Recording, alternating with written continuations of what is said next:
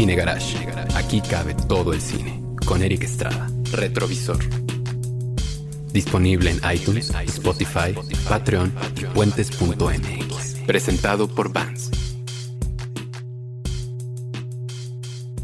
Hola, ¿qué tal? Yo soy Eric Estrada. Vamos a comenzar un episodio más de Retrovisor. Como ustedes saben, ahí medianamente le hemos ido moviendo a la Navidad. Ya tuvimos uno muy de Halloween, que fue sobre el extraño mundo de Jack. Ya tuvimos otro sobre lo que declaramos Sergio Huidobro y yo, que era la película navideña mexicana por excelencia, que es La ilusión vieja en tranvía. Y ahora vamos a hablar de otra película que no necesariamente es navideña, pero que nos ayuda a sobrevivir estas fechas, que es 30 días de noche de David Slade. Y justo para hablar de este tema tenía yo que acercarme a un especialista. Ya escucharon ustedes su sonrisa. José Luis Ortega, bienvenido nuevamente a los micrófonos de Cine Garage y de Puentes. Oye, no, pues yo muy contento, Eric, muchísimas gracias. Siempre es un gusto venir a platicar a ti, aquí contigo de cine. Si alguien hay especialista en cine de terror, eres tú. Ah, pues muchas gracias. Tú y tu equipo. Sí, por supuesto que sí, ¿no? La gente que estamos ahí trabajando constantemente para reivindicar al género como sigue Cinefagia, como se merece. ¿No? Sigue Cinefagia, a veces no con la regularidad que quisiéramos. Pero ahí está. Distintos motivos, pero ahí está y afortunadamente pues seguimos inventando cosas, ¿no? Ya han sacado proyectos alrededor. Hemos sacado proyectos alrededor y yo creo que el 2020 va a ser un buen año. Sí. Esperemos que un muy buen año. Tenemos por ahí preparadas sorpresas. Siempre hemos querido irnos más allá de la web, entonces estamos viendo ahí planes editoriales ya más en forma, etcétera, otras cosas. Así estamos todos. Ajá, así estamos todos, ¿no? Sí, nosotros también estamos picando haciendo piedra. Algo así, cinefagia.com. Es correcto, revistacinefagia.com. Revistacinefagia.com para la gente que le gusta el cine de género, pero en particular el cine de horror-terror, ¿no? Exactamente. Por ahí podríamos dejarlo. De una vez, tus redes sociales. Bueno, de Cinefagia es @RevCinefagia en Twitter, Revista Cinefagia en Facebook y Instagram. Y a mí me encuentran como @JLO Cinéfago, JLO, como acostumbran decirme, JLO Cinéfago, en Twitter, en Facebook, en Instagram también. Muy bien. Y sí, repito, yo creo que acercarme al especialista me iba a dar oportunidad de hablar muy bien, muy bonito, de una forma muy divertida, de una película que yo considero menospreciada. La gente no se acuerda de 30 días de noche, más allá de que está basada en una novela gráfica, que luego eso las pone como en un nicho especial. Sí. A la gente se le olvida eso. Sí. Más allá que sea una muy buena película de terror, como que se nos olvida, como que a la hora de hacer mejores películas de vampiros tampoco está. ¿Por qué no pasó como debería pasar tanto con la película? Fíjate que la película, hay que decirlo. Si es que estás de acuerdo, claro. Sí, estoy totalmente de acuerdo. Es una gran película, me parece una muy divertida película. Cuando te comunicaste conmigo vía WhatsApp para venir a grabar este programa, lo primero que te dije, güey, cuando la vi me emocionó muchísimo. Sí. La película me emocionó. Aprovechando que está en streaming, anoche mismo la volví a revisar. Está en Netflix. Está en Netflix, sí. No me gusta hacer promociones. Bueno. Pero bueno, no está en Netflix. No está en Netflix. En Netflix, con K. Sí. Netflix. Y la volví a revisar y me sigue gustando bastante. Tenía tiempo de no verla, pero la volví a ver anoche y me gustó mucho. Y creo que es una película que está olvidada, menospreciada. Creo que gran parte de que no sea una película muy recordada se debe a cuestiones extracinematográficas. Es una película que ya tiene 12 años. Es una película 2007, del 2007. Sí. Yo mismo creí que tenía menos tiempo. Se ha mantenido ahí un poco nebuloso. Y cuando me puse a rastrear un poquito qué panorama había, etcétera, porque una película de vampiros de esta calidad cinematográfica, de un buen director de género como David Slade, que ha filmado poco, yo creo que eso tampoco le ha ayudado mucho a esta película. Sí. Ha filmado muy poco. Y tiene una crepúsculo en su corta filmografía. Tiene un crepúsculo en su corta filmografía que tampoco le ayudó mucho. Sí, ¿no? Y que además es como un autogol, a eso iba. Es del 2007 y en el 2008, un año después, se presenta la primera película de Crepúsculo, el Twilight original, donde nos vienen a metamorfosear de una manera muy, muy naif, muy pink, Creo que aquí ya lo hemos comentado, vampiros que toman quick de fresa Sí. en lugar de sangre. Y que Vampiros pueden tomar el sol. que pueden tomar el sol, que brillan en La la luz. Son como unos seres mucho más angelicales que propiamente demoníacos. Exacto. Entonces, a partir del crepúsculo de este Twilight, la metamorfosis del vampiro se va girando y comienzan a salir subproductos muy teenagers, muy naif, muy rosas, etcétera, etcétera. Y eso demeritó a los monstruos clásicos, ¿no? Durante un tiempo teníamos o vampiros, u hombres lobo, u otras entidades monstruosas, adolescentes, guapas, bonitas, hercúleos, muy afrodisíacos, etcétera, etcétera. Y creo que ese boom hizo que películas brutales, salvajes, sucias, puercas, que en el sentido de la sangre, como 30 días de 30 días de sangre y de noche, se perdieran un poco en el limbo porque ya no tuvieron un tiempo de maduración. Okay. Las mejores películas de terror, clásicas o contemporáneas, necesitan madurar en el público, en el gusto del público, en ir ganando, vamos a decirlo de una manera muy genérica, en ir ganando culto entre los mismos seguidores del género, ¿no? Y creo que la carrera de 30 días de noche fue cortada de un hachazo, así como cortan hachazos las cabezas de los vampiros. Fue cortada de tajo esa carrera hacia generar un público, un culto que se desvió por completo hacia los vampiros light. O sea, le tocó el rompimiento generacional. Totalmente, sí. Es una película de una coyuntura muy extraña porque sí, la nueva generación de fanáticos de las figuras monstruosas, más no del cine de terror. Exactamente. No, porque empiezan a surgir todas estas brujas Wiccan, etcétera, etcétera, mucho más en la onda, pues emo también. Más inofensivas también, inofensivas, ¿no? Que demeritan a todas las criaturas clásicas, ¿no? Entonces creo que esa coyuntura generacional fue el que la rompió a una película como 30 días de noche, ¿no? Y justo por eso queremos rescatar. Es correcto. ¿No? A mí la propuesta y el planteamiento de la película me pareció fenomenal desde que vi el primer tráiler en aquellos años. La película está basada, como les decía, en una novela gráfica de Steve Niles y Ben Templesmith.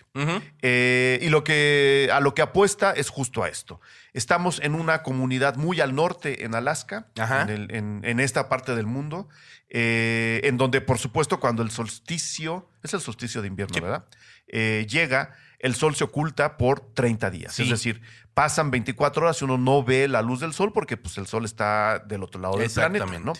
Y eso lo aprovecha una comunidad de seres monstruosos que a veces son vampiros, a veces son como los zombies de 28 días. Es como una mezcla muy, muy peculiar, pero que está mucho más orillada al vampiro, según yo. Lo aprovechan estos momentos de solsticio para irse moviendo de un lugar a otro. Llegan a este poblado en donde por circunstancias muy, muy creíbles, además, queda encerrado un grupo de personas, ¿no? Sí, no pueden salir. Sí. No pueden salir de esta comunidad y se convierte todo aquello en una especie de limbo perdido, ¿no? Sí. Es un limbo muy extraño porque si hay algo que te ilumina de manera muy natural es la nieve. Sí. ¿No? Ahora sí que lo níveo de la nieve, valga la expresión, te brinda una luz muy particular, ¿no? Y justo tener todo esta... Es un golpe brutal de ver todo el escenario blanco abajo y arriba negro, porque la misma oscuridad que bien comentas, da este fenómeno totalmente natural y totalmente real. Eso también es bien importante señalarlo, obvio, desde la novela gráfica y ahora en la película. Le da un cariz total y absolutamente naturalista, muy compenetrado con la naturaleza y también con esa naturaleza siniestra que el humano medio, cosmopolita, educado, leído y escribido, como dicen en mi pueblo, no alcanza a dimensionar.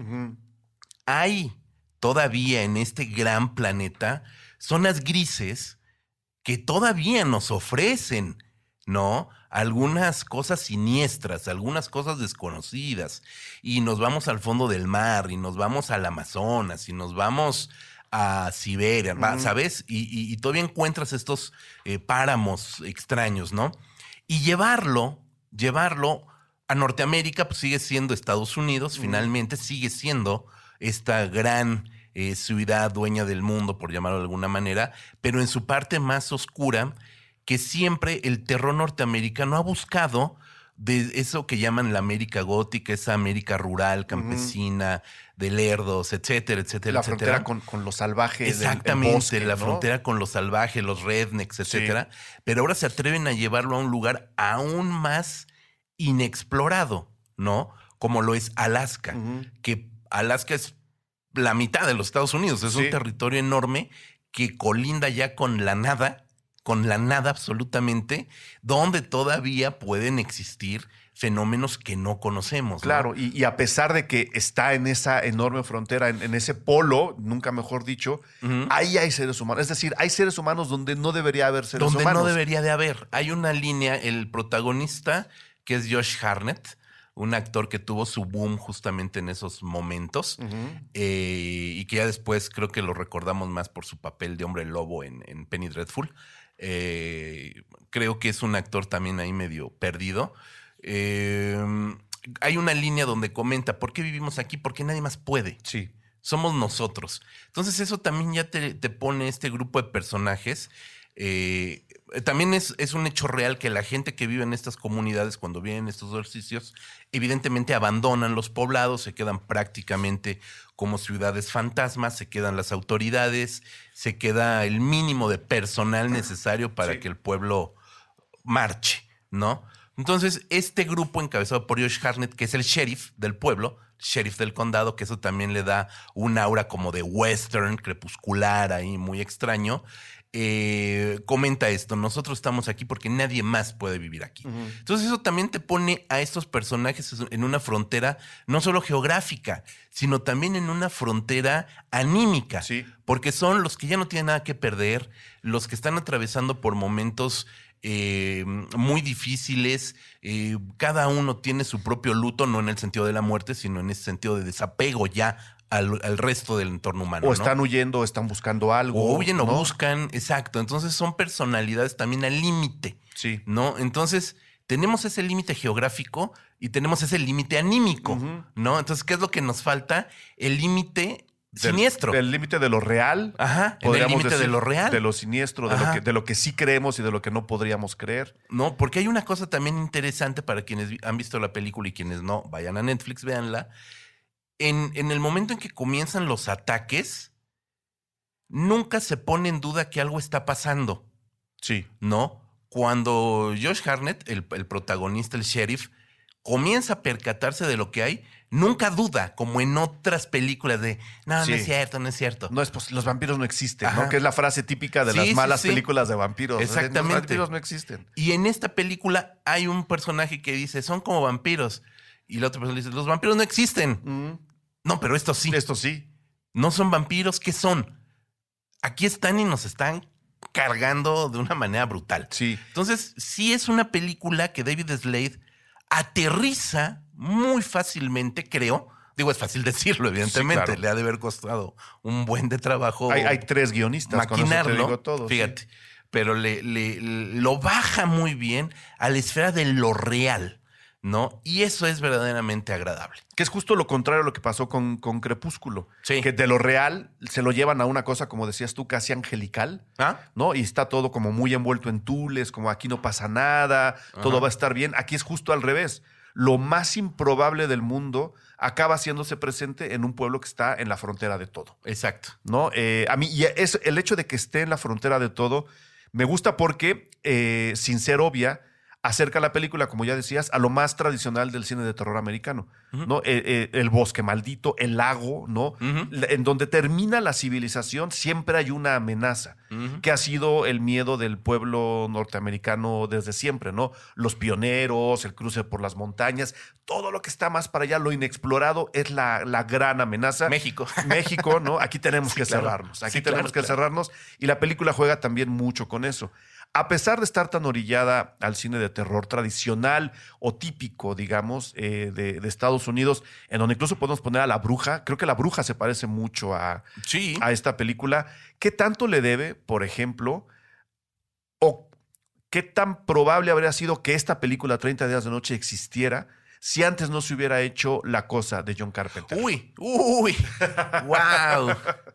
Wow, qué buena pregunta. Pues mira, de entrada hay que recordar que The Thing de John Carpenter Que es creo que también está en Netflix, ¿eh? esa no Si le he me rastreado. apuran, creo que también la vi Pues por si ahí. está, véanla. Véanla porque también es otra joya.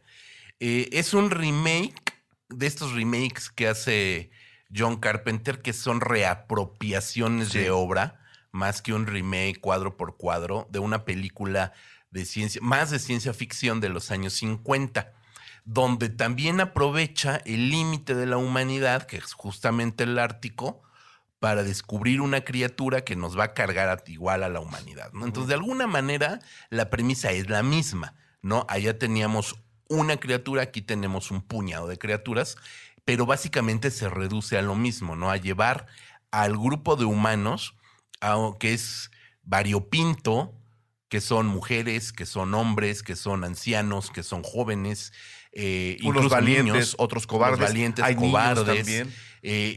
Valientes, cobardes, y el que yo siempre digo que es el típico gringo Reagan que nada más ve por sí mismo Sí. y que se chinguen los demás, ¿no? Entonces están como estos grupos que representan muy bien como una sociedad estadounidense, vamos a decir que una sociedad en general universal, pero que sí toman la figura del monstruo de manera muy clásica, tanto Carpenter como David Slade en esta película 30 días de oscuridad, como ese elemento que va a romper con el cotidiano, que va a destrozar el continuum social, ¿no? De un determinado grupo, de una determinada comunidad, ¿no? Científicos con John Carpenter, aquí ciudadanos de a pie, comunes, ¿no? Entonces, esa parte me parece que sí bebe mucho de John Carpenter, no solamente en el uso, por supuesto, del espacio geográfico, que las dos películas lo manejan maravillosamente. Las dos ocurren en el Polo Norte. Las dos ocurren en esta tundra, que es creo que es algo de los miedos que menos se han explorado, Sí. ¿no? Porque tenemos películas donde está el mar y el tiburón, hay un chorro, el monstruo en el bosque, etcétera, etcétera. Pero llegar a eso inexplorado, que es el Ártico como tal, y donde aparentemente no hay nada porque volteas a todos lados. Si ves blanco, Claro. es como todavía más desasosegante, ¿no? Porque ahí sí estás en medio de la nada, nada, ¿no? Y si se mueve algo, dices, ay, güey, ¿qué es eso, no? ¿Quién fue? ¿Quién fue? ¿No? Entonces, o es un oso polar, o es el Yeti, o es un vampiro, ¿no? Entonces no hay como para dónde hacerse mucho, ¿no?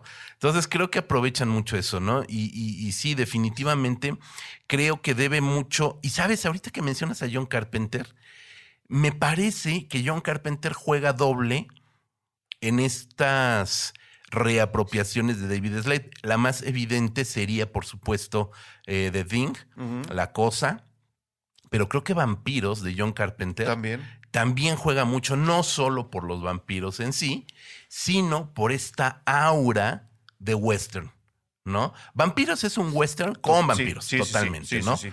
Que sabemos que John Carpenter es fan del western. Y aquí tenemos también esta figura crepuscular del sheriff, que además es el sheriff de este pueblo. Por supuesto no es de botas ni sombrero, ni mucho menos. No, pero es el sheriff. O sí trae botas, pero afelpaditas, ¿no? Sí. Para el frío.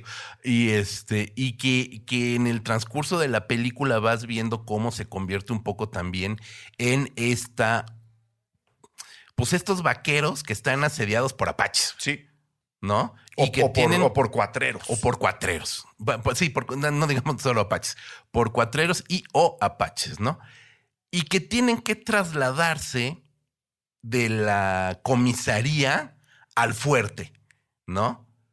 Y es exactamente este periplo donde van a terminar cayendo por las flechas o por los colmillos. Claro. ¿No? El que tienen que librar, ¿no? Evidentemente guiados por el todo valiente hombre sin nombre, que bueno, aquí es Josh Hartnett, que es esta figura también crepuscular del western. Entonces creo que es una película que le debe más de lo que en apariencia se ve primero, a primera vista, a John Carpenter, y por doble Por esas motivo. dos películas. Ajá, totalmente. La enorme diferencia o la gran contribución es que pues aquí no hay en realidad un refugio real, porque como sabemos que va a haber 30 días de oscuridad, o sea, multipliquen 24 por 30, aún llegando al fuerte, que es un poco la meta de los personajes, sabes que estos vampiros, que además están muy bien organizados, que es una característica que me gusta mucho de la película, pues van a poder seguir operando a sus anchas, porque como sea, los cuatreros no pueden saltar la puerta del fuerte, ¿no? Ujú. Estos vampiros sí pueden entrar a todos lados, Sí. ¿no? Tomando en cuenta que no va a haber día jamás, pueden entrar a todos lados todo el tiempo. Exacto. Entonces, ¿de qué sirve llegar al fuerte? Sí, es un poco también la historia de no hay salida. Ujú. Y, sin mencionarlo, el final es justo el punto culminante de esa idea de no hay salida. No podemos escondernos, Exacto. no podemos escapar, no hay salvación. ¿Por qué? Porque estos muchachos invadieron el pueblo sabiendo que no va a haber sol y lo único que los detiene es el sol. Somos muy poquitos, no sabemos si vamos a sobrevivir 30 Ujú. días, ¿no? Exactamente. Y ese llevar a los límites que ya planteaste tú, sumados a los de los personajes de qué va a servir llegar a donde nos creemos a salvo si no vamos a estar a salvo. Sí, ¿no? Si no hay manera de prender el sol, ¿no? Sí, claro, no, me hace, o sea, creo que fue de lo que más me emocionó en la película, que ya sabiendo que son personajes que están fuera, que están o escapando o buscando, Ujú, que ujú. están ahí por una razón que no necesariamente es placentera, además de todo les cae la maldición encima. Sí, carambas, pobrecitos. Y bueno, obviamente sin spoilerear, ahorita que mencionas toda esta parte final, te cuenta un final bellísimo. ¿Sí? O sea, también creo que es muy atinado también la manera estética, plástica, en la que David Slade resuelve los últimos, vamos, el increchendo y el final de la película, ¿no? Que eso también me sorprende bastante, ¿no? La película estéticamente es muy, muy bien lograda. Estamos Exacto. hablando del 2007. David Yo- Slade venía de hacer Hard Candy. Exactamente, una Sí. película pequeñita con prácticamente 2 personajes. Helen Page en su debut, no sé si era su debut, pero digamos que fue la película De lo primero la que le vimos. posiciona. Una película también brutal, Sí. que da unas vueltas de tuerca maravillosas. Y qué bueno que mencionas Hard Candy, porque es una película muy claustrofóbica, Sí. ubicada prácticamente en un par de locaciones y en un interior. Casi toda la película es en interiores. Acá, no sé si en el 2007 ya estaban trabajando con drones o drones en potencia o no sé, porque la película tiene unas tomas aéreas, 30 días de noche, Sí. tiene unas tomas aéreas que son aterradoras, porque justamente en este gran, ¿cómo llamarlo? En esta alfombra blanca, poética de la nieve, ves cómo sucede una guerra y cómo se mancha de sangre esa alfombra blanca. Y lo hace un par de ocasiones en unas tomas aéreas, ni siquiera un cenital normal, sino verdaderamente de helicóptero. lejos, sí. ¿No? Entonces, por eso no sé si fue helicóptero o si fueron drones ahí primigenios. Está muy largo el brazo para que sea grúa, eso Sí. también lo podemos distinguir. Entonces, plásticamente, técnicamente, la película está muy bien resuelta. Y hacia el final, la manera plástica también en que la pone es bellísima. Ujú. De verdad es bellísimo el final, Sí, ¿no? no vamos a contar Contrasta nada. la brutalidad con ese Exacto. final. Hay un contraste o una evolución hacia ese final, más allá de lo temático, en lo estético, que sí lo vuelve un final realmente, más que emocionante, emotivo. Sí. Emocionante es toda la película. Sí, totalmente. Porque sabemos lo que puede ocurrir con los personajes, pero el final es tremendamente emotivo después de una película tan violenta, que es algo que también le admiro. Es super gore. Ahora que hablabas de este rompimiento generacional en la figura del vampiro, también creo que fue una de las últimas películas que nos enseñaban la sangre y las vísceras como en los 80. Sí, sí, ¿no? sí. Después de esto, yo creo que hubo una especie de contraataque de los estudios, de los escritores, y en consecuencia de los directores que se dejaron, de limpiar las películas, especialmente de terror, siguiendo con las de acción, ¿no? Sí. No va a haber miembros volando.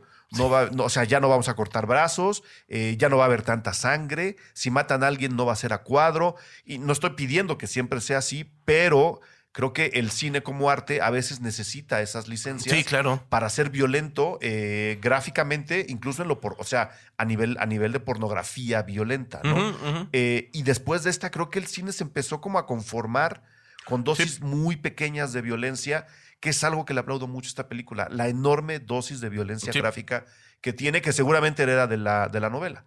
Seguramente. Yo no la conozco. Yo tampoco. No, la verdad es que no conozco esta novela gráfica. Supongo que de ahí lo toma. Pero efectivamente, David Slade, que ya en Hard Candy Sí. es violento, Sí. no a niveles gore, pero sí a niveles discursivos, es sumamente violenta Hard Candy. Aquí sí se va al gore, pero lo hace lo hace contenido en el sentido no de no mostrar, sino en el sentido de utilizarlo cuando debe de utilizarlo. Exactamente. ¿No? Y de esa manera es mucho más brutal, evidentemente, ¿no? Porque te lo dosifica y cuando lo presentes, ay, cabrón, ya me salpicó el ojo, ¿no? Y eso se agradece, ¿no? El desarrollo de los personajes, la evolución de los personajes es algo que está también muy bien manejado, incluso en las figuras monstruosas, que son primitivas, pero a la vez están muy bien organizadas. Son como una colmena. Sí. O sea, a final de cuentas son animales, pero con una cierta organización. Es un poco los pájaros de con Hitchcock un líder, también, es un poco ¿no? los pájaros de Hitchcock. Pero también de verdad, es muy, muy de agradecerse que ves a estos personajes y en especial al líder de esta camada de vampiros, cómo paulatinamente se va degradando más, se va ensuciando Sí. más. Sí. Termina de verdad empuercándose, así como los niños cuando van jugando en lodo. Pues este personaje jugando en sangre, poco a poco vas viendo cómo se descompone, se ensucia, se hace más salvaje, ¿no? Y el personaje de Josh Hartnett, el sheriff, que evidentemente tiene que tomar cartas en el asunto, pues no va a permanecer bien peinado, ¿no? Claro. También va a ir cayendo en una degradación física, pero en un crecimiento moral estupendo, ¿no? Son personajes, ellos dos, ¿no? Principalmente, ellos dos, sí. muy, muy tridimensionales. El otro es Danny Houston. Sí, Danny Houston, que lo recordamos como el Malora de Wolverine, que Sí. es un actor muy de serie B, pero se incorporó al universo Marvel como ¿cómo se llama? Stryker, que es el que le hace la vida de cuadritos a Wolverine. Entonces es como un personaje también muy odioso, ¿no? Y aquí, bueno, pues aquí lo hace fenomenal. Todavía ¿no? lo pones dientes. Porque además hablan un idioma que hasta donde recuerdo, porque si hablan su idioma. Sí. Hasta donde recuerdo lo inventaron para la película. Ah, pues seguramente. O sea, no tomen como cierto este dato, pero recuerdo haber escuchado, o recuerdo mal, que inventaron el idioma para esta película. El idioma que hablan, ¿son vampiros? ¿Cómo les llamamos? Porque ahora que hablabas de la figura vampírica, de cómo ha evolucionado, de dónde los hemos sacado y cómo han ido saltando de película en película, yo no sé si hay una película similar. Los Muchachos Perdidos, en donde si los vamos a llamar vampiros, estén tan organizados y estén trabajando tanto como una manada de lobos, por ejemplo. Exacto. Que sean tantos en cantidad y que tengan esta estrategia que por supuesto los zombies no tienen. No sé si ¿cuál sería la conexión real con el mundo de los vampiros si es que les vamos a llamar vampiros a las bestias de 30 días de noche? Híjole, pues son chupasangres. Son chupasangres, ¿no? eso. Son sanguijuelas, son mosquitos. Chupan sangre. Pues mira, el vampiro por antonomasia es un ser solitario, ¿no?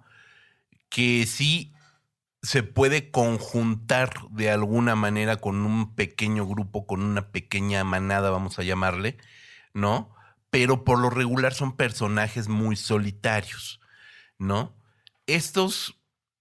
Tienes mucha razón cuando los asimilas un poco, los comparas, comparar no me gusta esa palabra, pero de alguna manera los asimilas con los monstruos de 28 días después, que no son zombies. No son zombies, son infectados, ¿no? Y de ahí surge todo esto de la infección. Entonces yo creo que estos personajes están pensados más justo como unos infectados que propiamente como unos vampiros, sí, ¿no? Se alimentan de sangre, de carne, porque también lo comentan en la película. Carne humana. Carne humana, evidentemente. Y sí, serían como una nueva evolución del vampiro, ¿no? Desconozco la novela gráfica, como comentamos. No sé si en la novela gráfica se hable tal cual de vampiros o son como los British luego dicen ghouls, así como ghouls, como monstruos así extraños, como ghouls, que no son zombies, pero no son vampiros, pero no son lobos, pero no son momias, son ghouls, ¿no? Entonces yo creo que irían un poco como por ese sentido. Evidentemente la película se adhiere más como al vampirismo de alguna Sí, forma. por la cuestión de la luz del sol y todo aquello, ¿no? Ajá. Y tienen ciertos poderes más allá de lo humano, es decir, pueden casi volar, ¿no? ¿Vuelan? No, brincan como enfurecidamente, sí, como sí, Hulk. sí, como Hulk, pero que es algo que no hace, vuelan. no Ajá. vuelan, es algo que no hace un infectado tradicional, Ujú. si es que podemos llamarle así. Sí, y ¿sabes qué me gusta mucho de la película ahorita que estamos como diseccionando este tipo de monstruo? En ningún momento de la película, se hace referencia a la religión. No. En ningún momento. Que eso es algo muy característico de los vampiros clásicos, ¿no? Sí, que el crucifijo, el agua el agua bendita. bendita, que la hierbita esta que no me acuerdo cómo se llama, ¿no? La que trae Van Helsing ahí Ajá. que no es marihuana, pero seguramente ahí se daba Algo habría. Algo habría. Era un combinado, un mix. No se hace referencia a ninguno de esos artilugios propios del vampirismo. Nos quitan ¿no? ese salvavidas emocional Ajá. a la hora de ver la película. Que está ¿no? bueno. Sí. Está buenísimo. Y en ningún momento, por ningún motivo, sale o se hace referencia a ningún instrumento judeocristiano, que son con los que atacas a los vampiros, ¿no? Y eso me gusta. No se agarran a ningún tipo de fe, ¿no? Es sobrevivir por sobrevivir a guamazo limpio, ¿no? Claro, entre seres perdidos, ¿no? Porque estas bestias, pues también son como personajes al límite ellos mismos. Sí, también. ¿no? No pueden vivir de otra forma. También. Y bueno, yo me atrevería a decir que justamente retomando esta línea de Josh Hartnett cuando dice nosotros vivimos aquí porque nadie más puede, pues también me lleva a pensar que los que viven allí y estas figuras que están enfrentando a los vampiros, pues también son criaturas sin fe, Sí, ¿no? sí. Entonces, pues si no tienes fe, ¿con cómo puedes recurrir a la fe para exterminar a estos monstruos, no? Entonces esa parte me parece total y absolutamente lógica en el contexto de esta película, ¿no? Me parece extraordinario que no hay ninguna referencia a ningún tipo de religión, evidentemente la judeocristiana, ¿no? Claro, claro. Habría que rescatarla. ¿En qué tipo de ciclos de cine cabría una película como esta? ¿O en qué tipo de festivales? Porque luego ahora el horror... El Masacre en Joco. El Masacre en Joco. ¿Va a haber Masacre en Joco? Este año no. Este año no, pero el otro probablemente. Probablemente esperen Ok. sorpresas. Muy bien, esperen muy bien. sorpresas. Si no saben lo que es Masacre en Joco, es un festín navideño de cine de terror, gore sí. y de género. Sí. Sí, ganó sus adeptos en 7, 8 años que hicimos seguir. Se les extraña. Pero Gracias. a lo que iba, ¿es una película de terror tradicional? Sí, en el sentido de cómo, de lo que te digo, estos preceptos clásicos de la figura monstruosa que viene a romper con un continuum social, con un núcleo social, ¿no? Igual que Gremlins. Igual que Gremlins, por supuesto, que originalmente fue concebida como una película de terror, pues estaba tan divertida que le cambiaron la tónica, ¿no? El tono. Pero el guión era una película de terror. Entonces, en ese sentido, sí es una película de terror clásica, pero es una película también, creo que es de las primeras, bueno, ya no sé si de las primeras, pero ya 2007 es muy cercano a nosotros, aunque Sí, no lo parezca. Son 12 años. Son 12 años. O sea, pero es poco y mucho. es ¿no? poco y mucho a la vez, ¿no? Creo que ahorita el vértigo de la época que vivimos ya acelera todos los procesos de una manera brutal. Pero yo creo que es una de las primeras películas hipermodernas del género de terror, ¿no? ¿Por qué hipermoderna? Porque justamente en medio de lo clásico de la narrativa, que es justo cómo están estructurados los personajes, la narración, la incorporación de lo extraño para romper este continuum social, etcétera, etcétera, que conocemos desde Frankenstein, ¿no? Sí. Por ejemplo, se atreve en la reformulación de los personajes, en la mixtura genérica, en tomar referencias de otros estilos de cine, de otros géneros cinematográficos. Ya no hay géneros puros, evidentemente. No. Y se atreve también a replantear la monstruosidad en sí misma, ¿no? Que eso también es sumamente interesante, ¿no? Me gusta mucho en la película que los vampiros se comunican entre ellos con este lenguaje Ajá. sin que los humanos sepan de qué se trata, porque en realidad es muy poca la interacción verbal que tienen con los humanos. Sí, es más hay un violenta, ¿no? Renfield por allí Sí, perdido. sí, sí, sí. Hay un Renfield, tal cual es un Renfield perdido por allí, que aparece en el primer tercio de la película. Se comunican con él, pero entre ellos mantienen este lenguaje muy propio que no comparten con los humanos, ¿no? Entonces, en ese sentido, me parece que también dan una evolución a ese tipo de monstruosidades que ya son una colmena, ya son una inteligencia, sí, una inteligencia grupal, pero por supuesto con perfectos grados, ¿no?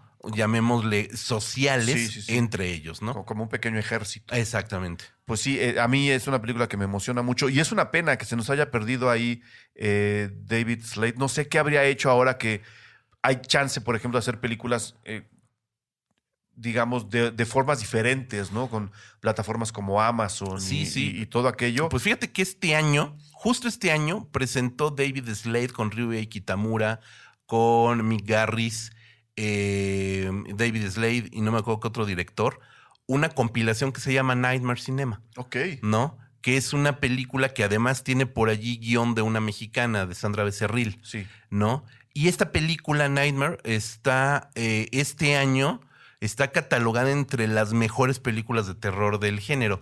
Es una compilación de cortos, ¿no? Uno lo dirige Kitamura, uno lo dirige Slade, uno lo dirige Mick Garris, otro lo dirige no me acuerdo quién. El director de Juan de los Muertos, Brugués. Brugués, Alejandro. Alejandro Brugués, Alejandro Brugués. es el otro director. Entonces tenemos ahí también una Eso está muy carta bien, ¿eh? variopinta, ¿no? de directores. Es una película muy disfrutable. Tuvimos la oportunidad de verla en pantalla grande además. Entonces es una película bastante disfrutable porque va desde las referencias del terror clásico hasta cosas un poco más salvajonas. Y ahí David Slade es el director de una de las pelis. Y Nightmare Cinema está catalogada entre las mejores películas de terror de este año. ¿Se le puede ver? Se le puede ver, sí, pero creo que no de manera legal. Ok. ¿No? O sea, sí se le puede ver. Sí, se le puede ver. Sí. Estuvo en un festival aquí en México, entonces por eso lo pudimos ver en pantalla grande. En Macabro. En Macabro, En claro, Macabro. en Estuvo en Macabro. Macabro. Y entonces y en Macabro del año pasado. Además. Ajá, además, O sea, es del año ¿pasado pasado. o No, del año pasado. Del 18. Del 18. Ok. Sí, del 18. No, la tuvieron ahí en el festival y en este año ya fue como el estreno corrida comercial, porque estuvo festivaleando la película, después viene el estreno comercial y ya viene todo este año, Claro. 2019, ya de todo con el reconocimiento pues del público masivo, ¿no? De Claro. la película. Sí, lo digo porque después de Hard Candy, que en realidad era su segunda película, está esta 30 días de noche. Luego hizo algunos cortos, uno para The Killers. Luego hizo el famoso Eclipse, de la saga Crepúsculo. Y luego se dedicó a hacer televisión en series pues bastante interesantes. Breaking Bad por un lado, Awake por el otro. Hannibal, tiene 5 episodios en Hannibal. Ah, mira. Sí. Que es bien buena, Hannibal. Tiene Crossbones, hizo 3 episodios de American Gods, tiene un episodio en Black Mirror, Oh. y luego tiene 2 o 3 películas. Ah, bueno, Black Mirror Bandersnatch es de él. Ah, ¿en serio? Sí, sí, sí. No me acordaba, sí la vi. Que sonó además mucho el año pasado, ¿no? Sí, la Que vimos. está Jugando ahí interactivo. Que es muy interactivo. De hecho, la idea de la película es justo eso. Sí, es ¿no? Arma tu propia historia, como estos libros de Arma tu propia historia. Sí, sí, sí, pues es de David Slade. Ah, mira. Entonces, tomando en cuenta eso, no sé si volvería a entrar a una película de terror tan clásico como 30 días de noche en algún momento que no sea el cortometraje que nos dices. ¿Quién sabe, no? Ojalá, digo, lo mando como un deseo. Sí, creo que es un muy buen director. Fíjate, ahorita Sí. que lo comentas, por lo menos Bandersnatch, es muy divertida. Bueno, sí, es muy divertida. es que por lo mismo de la interacción que requiere del público, Sí. la anécdota es muy simple. Claro, porque La anécdota es tú muy tienes que irla simple. engordando, ¿no? Ajá. Entonces, bueno, se presta para lo que se suponía que era. Hard Candy pues, es una joyita. Sí. Entonces, creo que es un director que merecería filmar más. Sí, esa era mi idea, pero no me expliqué bien. ¿Algo más que quieras agregar de 30 días de noche, estimado José Luis? Más allá de que se le puede ver en streaming legal e ilegalmente. Pues que la vean, que la disfruten. Creo que es una gran película que sí merece ser revalorada. Creo que merece volverse a exhibir. Creo que tiene, ya decíamos, 12 años, pues a ver si en sus 15 le hacen. 15. Creo que valdría la pena también ahora que están trabajándose todas estas ediciones especiales de aniversario, pues no esperar hasta los 20, ya pasaron 10 y no hicieron nada, pues a lo mejor en los 15, una buena edición, es una película que vale mucho la pena. Creo que no tener también grandes figuras en el elenco hizo que la película se mantenga todavía como en una especie de culto que puede llegar a tener. Lo decía Sam Méndez, ahora que he estado investigando de 1917 de la película nueva, ya les contaré. Él decía, yo tengo mucho de mi reparto y creo que es parte de la idea de esta película también, de 30 días de noche.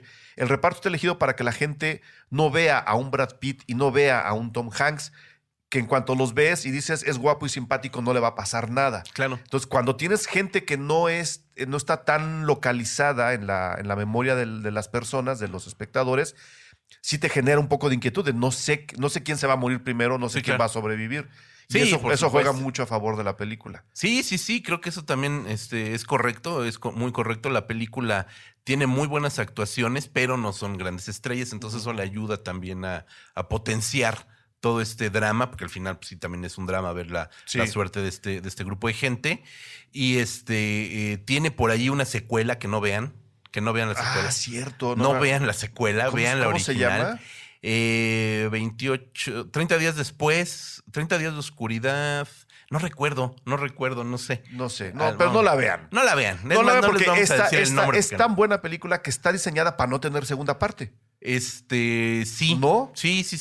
O sea, acaba y dices, claro, ahí tenía que acabar y así tenía que acabar. No puede haber segunda parte. Ajá, exactamente. Entonces, el hecho de que le hayan hecho una segunda parte, ya se imaginarán el nivel de traición hacia la historia original. A la patria vampírica. A la patria vampírica. Sí. Yo tuve chance de programarla en un cineclub que hacía en la Biblioteca Vasconcelos. Genial, qué bueno. En un octubre les puse cine de terror a los señores, porque iban muchos señores y señoras de 70, 60 años. ¿Cómo crees? ¿No? Felices. Y ahí la pude ver en pantalla grande. Ok. Pero cuando la volví a ver después en mi casa, y esta es la recomendación que les voy a hacer, apagué las luces. Porque así se aprecia mucho lo que tú decías, este contraste entre la nieve y el cielo negro y la sangre. Parece que no, y de hecho es una recomendación que yo hago ahora cada vez que vean películas en su casa, apaguen la luz. Sí, por supuesto. Juéguenle a eso. O sea, yo entiendo, está uno en la casa, pero si apagan la luz para ver una película, les juro que cambia la experiencia para bien. No, y que se comprometan, ahorita hablando de esta peli que es streaming, pues que se comprometan también, dura 1 hora 50 y tantos, casi 2, pero sí que se comprometan. Uno, como bien comentas, te apoyo, que apaguen la luz. 2, que se olviden un poquito el celular también. Sí. Que no se paren a hacerle cariños al perrito, que no se paren a prepararse un café. Si quieren palomitas, pues háganlas antes. No, no le pongan pausa. Sí comprometan con esta, súbanle al volumen. Súbanle. No, comprométanse con esta o con cualquier película que vean en streaming. Pues que necesita también un punto de compromiso de nosotros, ¿no? Como espectadores. Claro. ¿Tu última película de terror favorita? Mi última película de terror favorita. Híjole. ¿Tú que ves terror todos los días? Este año, comercialmente hablando, he estado un poquito bajón. Creo que todavía nos falta ver ahorita la del Faro que viene, que no en enero, no la vi. No sé por qué le han llamado horror, terror. No lo es, según yo.